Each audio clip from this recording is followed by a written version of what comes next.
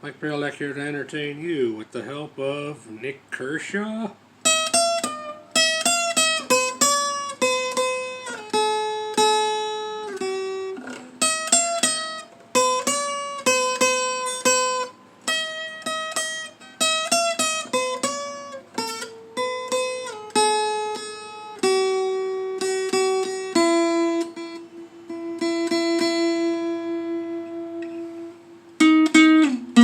I got it bad, you don't know how bad I got it. You got it easy, you don't know when you got it good. I don't wanna be here anymore. Would it to be in your shoes, even if it was for just one day? Wouldn't it be good to be on your side? I didn't have much time to prepare for that part, but I gotta get one out there. Working two jobs, and I got some things to talk about. A little ditty by Nik Kershaw called "Wouldn't It Be Good?" Basically, a song about how everybody assumes that everybody else's life is better than theirs, and we're all guilty of it. But I decided life is too short to spend it with people, to spend a lot of time with people that you must hide who you are and your viewpoints to save face. This could be friends, close friends, family, any, I mean, there's coworkers, and yeah, you have to work with those people for the sake of a job, and you don't have to like them, but you do have to respect them, so you can do a job together. But you ought to limit your time spent with close friends and family. You have to play nicey nice in order to maintain the relationship. You can't really be your real self or talk about what you really think about the world around you. You could visit the whole nicey nice thing, okay, for about an hour. Then it's like, okay, I gotta go now. Take care of me. God knows I'm the only one who will. But you still have to be careful, especially right now. Especially if you're a conservative, you have to be careful because, especially if you're in their home, and you inadvertently, just naturally express a viewpoint or say a word that's too much of a challenge to them and their way of thinking. You're the one who's going to get brought up on harassment charges. It's amazing how these liberals are good for this too. They go right towards the emotion. They vote with their heart. They make all their decisions in life with their heart. If you listen to a liberal talk long enough, eventually you're going to start to hear hypocrisy in what they preach. I've said that before. Liberals, if your viewpoint is not in tune with theirs, they can't even debate without getting emotional. I'm reminded of a SNL cartoon animation sketch with Al Franken, where the little girl starts crying when he says about there is no God or whatever, and he's like, okay, the little girl's crying, and Al Franken's like, okay, you're making an emotional appeal, and I can't compete.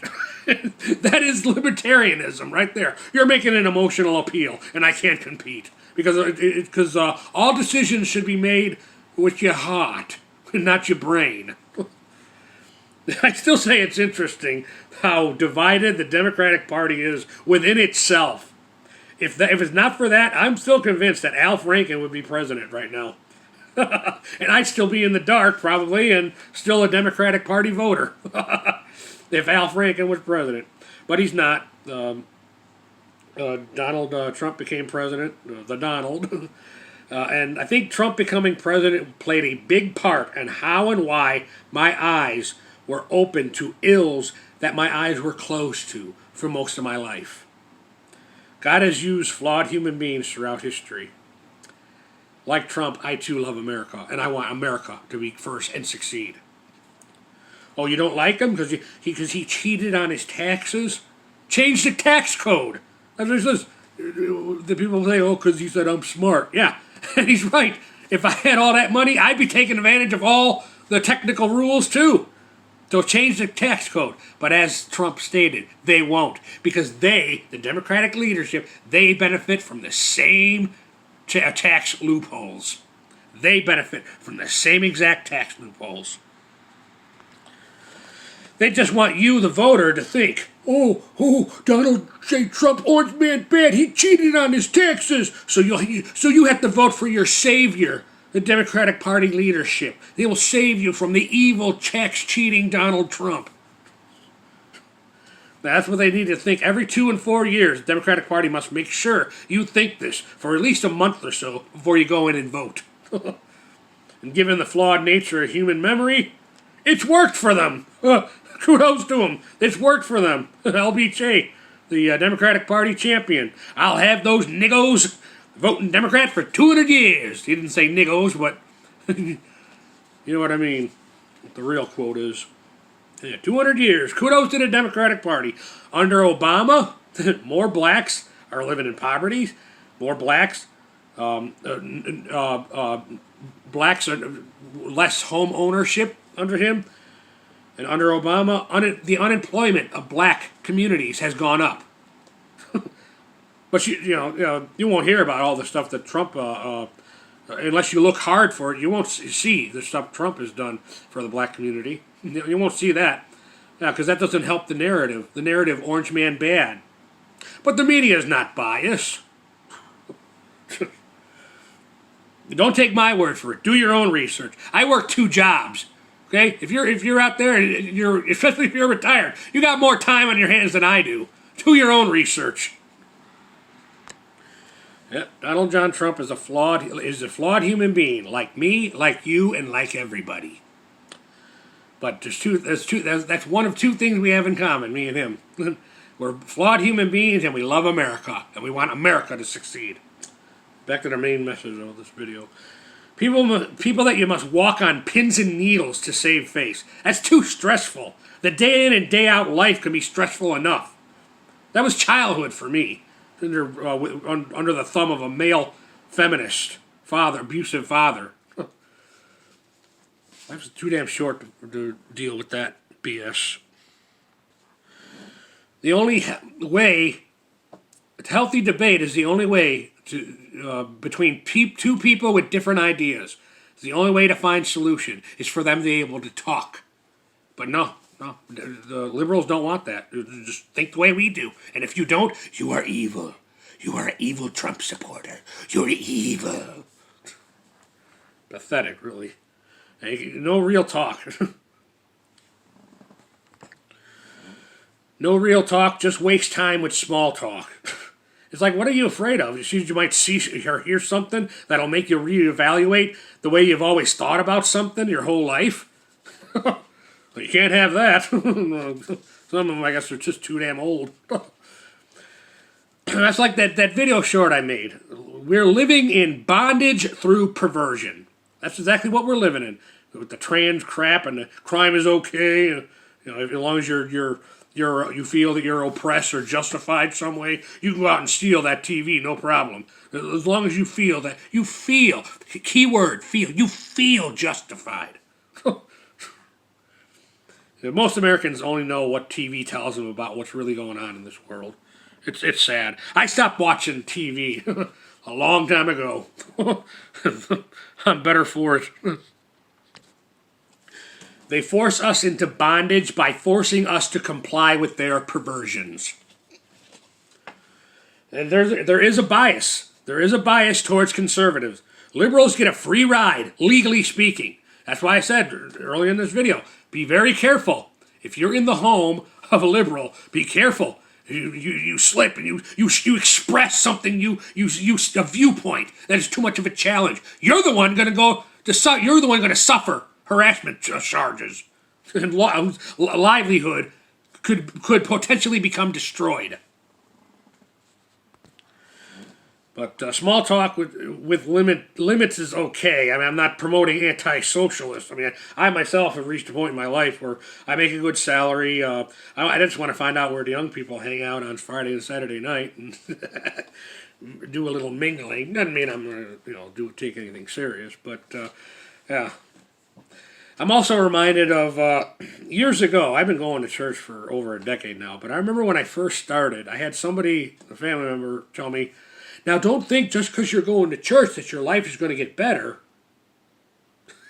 First of all, I found that a very interesting statement to make at somebody, and maybe in the beginning I might have thought that, but it sure the heck wasn't. It sure the heck wasn't the reason I continue to go to church till this day, for over a decade now, and it sure the hell isn't the reason that I still go there. But I'll admit in the beginning it didn't take me long to figure out though that wasn't happening. I'll admit in the beginning I was going thinking that I might meet somebody, whatever. But the problem was the members of the opposite sex in church are either A, too young, or B, otherwise involved, or C, are even worse off than me. It's like, and as a man, it is not your duty to save a female, especially one who let modern feminism destroy them. But I think I figured out my problem. Most of my life, I've been surrounded by people who have just accepted defeat in the game of life. They just accepted defeat. Well, I don't want no part of that. But it is exactly what the Democratic Party, I believe what the Democratic Party wants, is people with that mentality that have accepted defeat in life. Because those are the people that will vote for them. Because the government will take care of you. You don't have to be responsible for nothing. Just vote Democrats. Yeah, well, the government will take care of you. Oh yeah, that's worked so well in human history, hasn't it?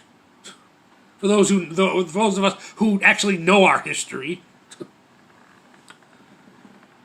And when I say our history, I mean human being, world history, all history, not whatever happened from 1690 to now. Pathetic.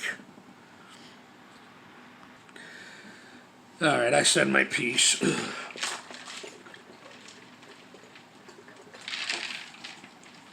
Call me an advocate for staying hydrated. So I'll just end this on a little funny thing I thought was funny. Those sweet pickles that I recalled from my childhood when I was a little kid. Those Sweet Pickle children's book. There's one in the series called The Me Too Iguana. And I just wanted to read one little line that gave me a real chuckle.